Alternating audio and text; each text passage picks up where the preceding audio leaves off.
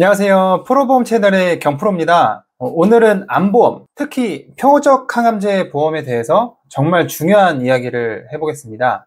표적 항암제, 과연 무조건 넣어야 하는 특약일까요? 그 전에 이 치료제가 어떤 건지부터 같이 한번 알아보겠습니다.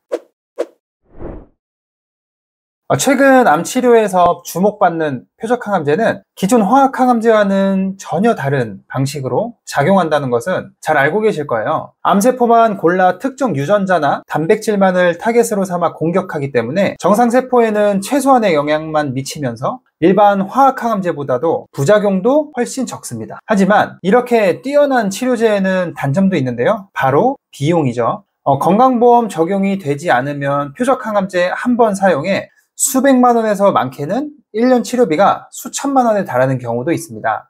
실제로 폐암 치료에 사용된 한 표적항암제는 연간 치료비가 약 8천만 원에 이르렀던 적이 있었는데요. 하지만 건강보험 적용 이후에 환자가 부담한 비용은 약 350만 원 수준으로 낮아졌습니다. 무려 95% 이상 비용이 절감된 셈입니다. 문제는 아직도 건강보험이 적용되지 않는 신약들이 많다는 점입니다. 특히 표적항암제나 면역항암제 같은 최신 치료제들은 치료 효과는 굉장히 좋지만 보험 적용 여부에 따라서 환자의 경제적 부담이 천차만별이 될 수 있죠. 그래서 이런 부분들을 고려한다면 표적항암제 보험의 역할이 중요할 수도 있습니다. 하지만 건강보험 적용이 안 되는 항암제를 사용해야만 하는 경우에는 환자가 전액을 부담해야 하는 상황이 발생한다고 했을 때 까다로운 조건 없이 폭넓은 보장을 받을 수 있다. 그 보험이야말로 현실적인 암치료비의 대비책이라고 볼 수 있겠습니다. 표적항암제 보험은 모든 암치료에 보장되는 건 아닙니다.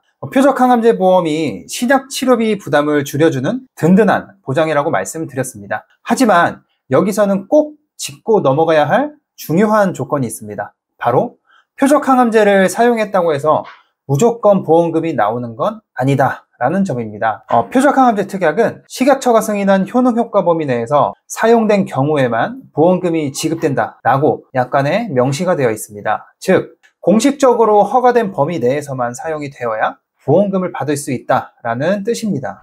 2025년 5월부터 달라진 병용치료로 암치료비의 패러다임이 바뀌고 있습니다.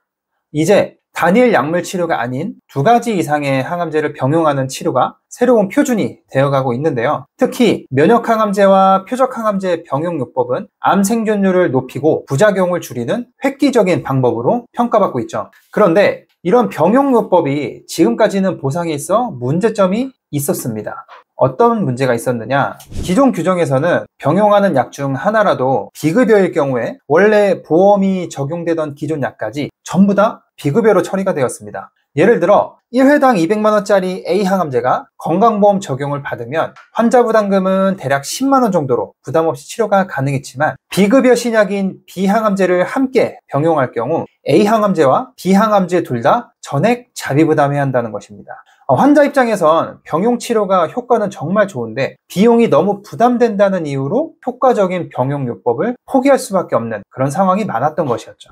정부는 이런 문제점을 개선하고자 2025년 5월 1일부터 보건복지부 고시를 개정했습니다. 이제는 기존의 건강보험이 적용되던 약제는 신약을 추가로 병용하더라도 보험 적용이 유지가 됩니다. 즉 신약만 비급여고 기존 약은 그대로 건강보험 혜택이 유지되도록 바뀌었습니다. 의료 현장에서는 환자의 상태나 예후에 따라 공식 용도 외의 약물을 사용하는 경우도 종종 있습니다. 이를 오프라벨 사용이라고 부릅니다. 예를 들어 간암에 허가된 약을 위암 환자에게 사용하거나 단독요법으로 승인된 약물을 다른 약과 병용 사용한다면 이런 경우 모두 보험약관 기준을 벗어난 사용으로 간주되어 보험금이 지급되지 않습니다. 즉 의료진의 권유에 의해 시행이 됐고 실제 치료가 있었다고 하더라도 약관 기준을 벗어난 처방이 되기 때문에 보험금 지급 대상이 안 될 수 있습니다. 이쯤에서 이런 질문이 나올 수 있어요. 그럼 이제 표적항암제 보험은 필요 없어진 건가요? 그렇진 않습니다. 여전히 신약 자체가 비급여인 경우는 많고 오프라벨 처방도 보험 대상에서 제외되기 때문에 보조수단 개념으로 접근하는 게 더 적절할 것 같습니다. 결론적으로는 과하게 가입할 필요는 없다라는 뜻이 되겠죠. 표적항암제 특약은 분명히 암 환자에게 경제적 부담을 줄여주는 훌륭한 보장입니다. 그러나 모든 상황에서 만능은 아니다라는 점을 꼭 기억하셔야 합니다. 지금까지 정리한 것처럼 정책은 바뀌고 보험의 보장도 기준도 함께 바뀌기 마련입니다. 암보험에서 특히 표적항암제 보험은 효율적으로 설계를 해야 합니다. 예전처럼 표적항암제 특약은 무조건 넣어야지 라는 생각보다는 수술, 항암 이처럼 폭넓게 보상하는 암 주요 치료비를 우선적으로 검토하는 것이 좋은 선택이 될 수도 있습니다. 암 주요 치료비란 암 수술, 항암 약물 치료, 항암 방사선 치료, 호르몬 치료를 최대 10년 동안 반복적으로 보장하는 담보입니다. 급여 치료와 비급여 치료 모두 보상이 가능하고요. 암 주요 치료비 담보 중에서도 회사마다 보장하는 종류가 조금씩은 다릅니다. 호르몬 치료는 반드시 포함된 것을 선택해야 하고요. 치료별로 지급하는지도 따져봐야 합니다. 안내드리는 설계는 유일하게 치료별로 보장하는 플랜입니다. 암 수술과 암에 대한 항암 치료를 각각 연간 1회 한도로 보장합니다. 설계 예시를 보면 상해급수 1급 40세 여성, 20년 나 90세 만기 기준이고요. 일반암 주요 치료비에서 최대 보장 예시를 들면 암 수술 시에 2천만 원을 지급하고 암 특정 치료 시, 그러니까 수술 이외에 다른 치료를 할 경우 2천만 원을 지급한다고 되어 있습니다. 그렇다면 총 연간 4천만 원 한도로 최대 10년 동안 4억을 보상받을 수 있는 구조입니다. 급여와 비급여 모두 보상이 가능하고요. 참고로 비급여에만 보상하는 하이클래스 암 주요 치료비의 경우 훨씬 더 저렴한 보험료로 가입이 가능합니다. 오늘 내용을 정리하자면 첫 번째, 표적항암제 보험은 무조건 다 보장되는 것이 아니다. 두 번째,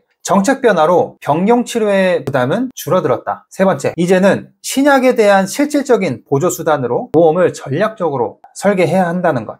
네 번째, 암 주요 치료비 담보는 현실적인 대안이 될 수도 있다 정도로 추격해 볼 수 있겠습니다. 보험은 있으면 좋다가 아니라 어떻게 구성을 하느냐가 훨씬 중요합니다. 꼼꼼히 따져보고 기존 상황을 고려해서 나에게 맞는 적합한 플랜으로 추천받아 보시는 것을 권장드립니다. 암보험 관련해서 궁금하신 점은 영상 하단 연락처 또는 카카오톡 프로보험 채널로 문의 주시면 자세한 상담 받아보실 수 있습니다. 도움이 되셨다면 구독과 좋아요 부탁드리고요. 저는 다음 영상에서 유익한 자료로 찾아뵙겠습니다. 지금까지 프로보험 채널의 경프였습니다. 감사합니다. 본 광고는 광고 심의 기준을 준수하였으며 유효기간은 심의일로부터 1년입니다.